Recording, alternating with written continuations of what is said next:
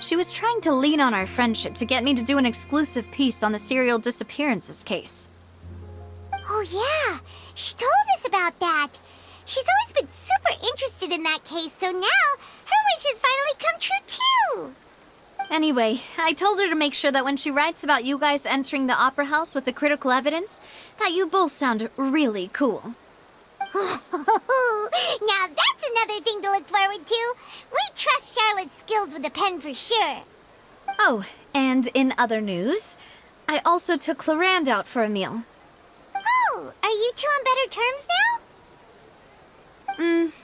While you were investigating Vaché's headquarters, Clarande gave testimony on my father's behalf. It was thanks to her that we were able to turn the tide. I wanted to thank her. I mean, there's also no point in being awkward all the time, so we took the chance to reconcile with each other. Oh, that's great. Paimon also thought Clarande wasn't actually a bad person. It's always good to have more friends. Anyway, now that the case has finally been solved, perhaps it will slowly begin to fade from the public consciousness. Oh, actually, there's still one last thing I need to do. What is it? I should pay a visit to my father's grave, and tell him the truth of what happened, as well as how it all ended. And on top of that, just how much people still look up to him, to this day. That includes me, too. Miss Navia. Indeed. We want to go too! We also think Callus is a really admirable person. Sure thing. I'd like you two to share the moment with me. After all, without you, there might not have been such a positive ending. And in that case, everyone, let's be off. Considering the recent weather, we'll be lucky if we can reach Poisson before dark. Yeah, you're right. It's been raining non-stop for a few days now. This is where my father's grave is. To be perfectly honest, even I haven't been back here for a long time. Huh? There's someone there already. Wait.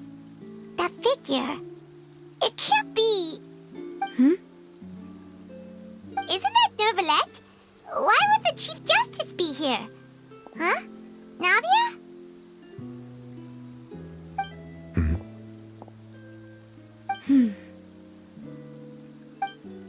My apologies. I should have asked before coming to pay my respects. Don't say that. Sorry about that. Oh, I was trying to say there's no need for you to apologize. I wanted to show my father how much I've grown, but still, I doubt I've grown to the point that even the Chief Justice would feel compelled to apologize to me over and over. In that case, I will stop apologizing for now. You really could use some pointers on understanding human emotions, Monsieur Neuvillette. In any case, why did you come to Poisson? Well, ever since that day, I've been turning a question over and over in my head. Just what is justice anyway? There was once a time when I didn't want to believe that there could be anything more important to humans than life itself. Oh, rather than that, it's probably more truthful to say I didn't believe humans were capable of resisting the most basic instinct of living things. That they could rebel against their own nature, or consider certain things to be more important than their own lives. Which is also why I didn't stop your father from beginning that fateful duel. I believed that a truly innocent man would never throw away his life like that. That there was nothing, should have been nothing more important than one's own continued survival. But Mr. Callus proved me utterly and decisively wrong. If not for his sacrifice, the serial disappearances case would have remained unsolved to this day. Mr. Callus made the choice he did for his daughter, for his associates, and for many people completely unrelated to him. And in the end, from a certain perspective, one could say that he did it all for the sake of justice. A justice that's higher than life itself. So, you asked me why I came here. I just wanted to say my apologies to Mr. Callis in person. I should have noticed all of this much sooner. This regret has filled me with a sadness that has haunted me for days. That high and mighty chair in the Opera Epiclese indeed insulates one from many important things. Spina di Rosula, thank you so much for your hard work and perseverance. I'm sorry for being mad at you before. So, you're actually one of those types that's cold on the outside, but pretty thoughtful on the inside, huh? That reminds me of Silver, one of my guys. Sorry about that. Self-expression is not one of my strong suits. Didn't I just say you don't need to apologize? Ah, so Navia and Neuvillette seem to have made their peace as well.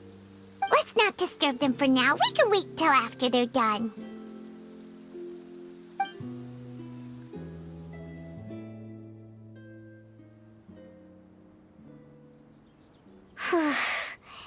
Paimon's never paid respects at someone's grave before. Did Paimon do anything rude there? Huh? Oh, Paimon didn't know that was a thing. But Paimon doesn't know what she would do if she can't fly. Oh no. Paimon hopes Miss Navia won't be too mad. Anyway, Neuvillette is still standing around there. It's not often that we can catch him alone like this, so why don't we go talk to him for a bit? If we can't talk to Lady Farina, we can at least talk to him, right?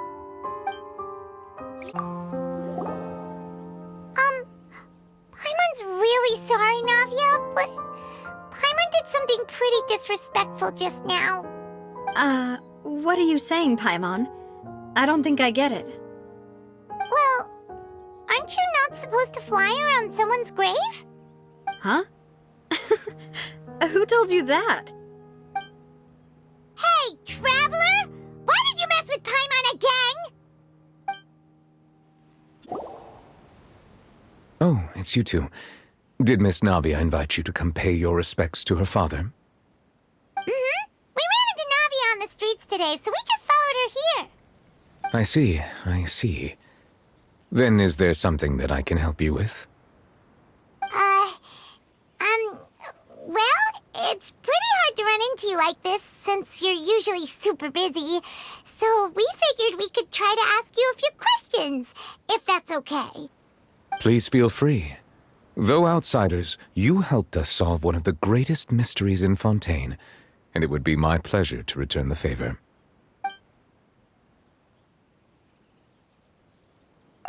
So, at court, the bad guys referred to that special water as water from the primordial sea, but what is it really? Truthfully, that name is already quite accurate. I can only surmise that Vacher and his ilk only learned of its nature and existence after extensive research. There used to be a special sea on the surface of this planet. The nature of its seawater was rather different from that of the sea we know today. Most of Tevat's life forms were first born in that special sea. You could say it nurtured much of the life on this planet. Huh. So it really was where everything began. It makes sense to call it primordial then. But today, the primordial sea no longer exists on the planet's surface. What Vacher discovered must have been some kind of special case, or a remnant from a truly ancient age. Huh. So that's how it is. Oh, you really know everything, Monsieur Neuvillette. But if that's the case, then why would people, at least people from Fontaine, dissolve in that kind of water? Indeed. Why would the primordial sea, which was known to engender and nurture life, suddenly reverse itself and devour life instead? To be frank, that also doesn't match my understanding of this world and its laws. There must still be some unknown secrets around the people of this land. Is there anything else you'd like to ask me about? That the sea levels will rise and everyone will be dissolved in water, leaving Farina crying alone on her throne, but the sins of the people will be finally washed away for good. Does that appropriately summarize the version you've heard? That's right! It was Lenny that told us back then. And that about covers all the main points. Yes, up to the present, I think we reached a point where we have no choice but to confront this prophecy directly. Rumors have it that this prophecy is rooted in the last words the former Hydro Archon left to the world before she passed away. A prophecy? Of the former Hydro Archon? Wow. This is the first time that we've ever heard of it. 2 parts of the prophecy have already proven correct. The rising sea levels and the ability of the people of Fontaine to be dissolved. We should be more vigilant and stay on the watch for further signs. Speaking of the prophecy, Farina has also always taken it quite seriously. Indeed, she has been collecting information and intelligence from across Tevat for this purpose. If the rumors were true, then perhaps this prophecy is the conundrum left to Farina by her predecessor. But with Farina being the way she is, can we really trust her to solve it? Is there anything else you'd like to ask me about? My apologies. My investigation has still not reached its conclusion.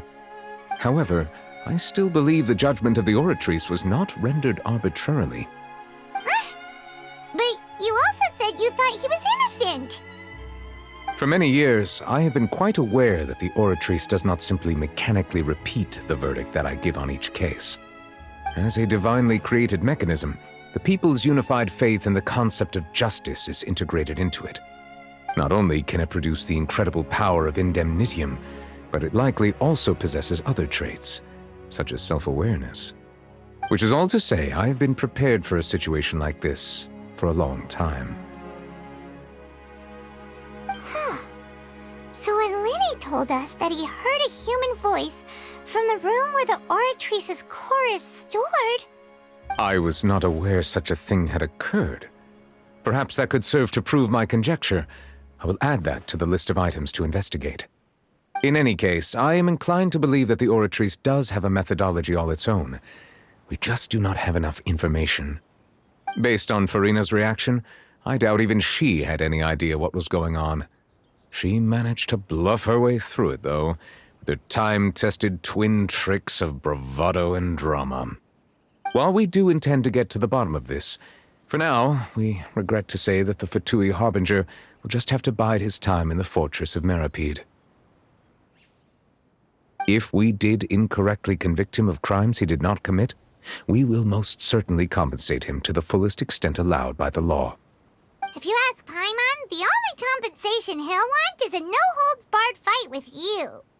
Is there anything else you'd like to ask me about? Your sibling, another blonde-haired traveler. I'm sorry, but I've never seen anyone who matches that description. If he ever stepped foot in Fontaine, I'm sure he followed our laws to the letter and had no reason to appear on the stage of the opera Epicles. Is there anything else you'd like to ask me about? Very well. It was my honor to provide you with what answers I could. I very much enjoyed conversing with you. It will soon be time for me to leave this blissful tranquility behind and return to Palais Memornia. You really are super busy, Monsieur Neuvillette. Paimon thought you only came here to pay your respects today because you had the day off. Crime and villainy do not have the day off, and so justice must work around the clock as well. This is merely the nature of a justice's work. All right. You've got a point. Huh? Paimon just noticed that the rain has stopped.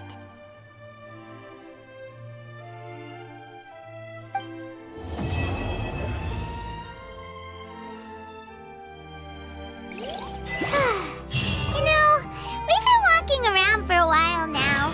Why don't we go back to the Spina di Rosula base in the court of Fontaine and have a rest? Navia said something about having a place ready for us there, didn't she? Come on, let's